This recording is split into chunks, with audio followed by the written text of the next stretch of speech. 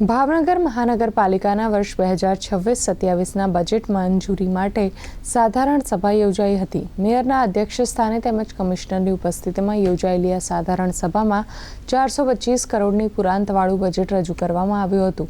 વર્ષ 2026-27ના નવા બજેટમાં વોર્ડ વાઇઝ લાઇબ્રેરી, તળાવોનું નવીનીકરણ, શિક્ષણ, નવી સ્માર્ટ આંગણવાડી સહિત પ્રજાના વિકાસના કામોને પ્રાથમિકતા આપવામાં આવશે।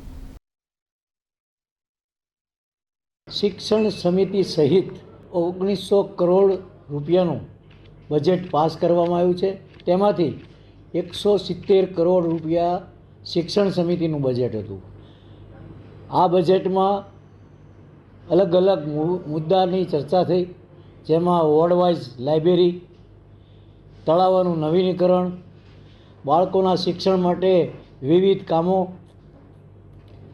નવી સ્માર્ટ આંગણવાડીઓ, નવા કરવેરા નાખ્યા સિવાયનું લોકો માટેનું આ બજેટ સર્વાનુમતે મંજૂર કરવામાં આવ્યું છે।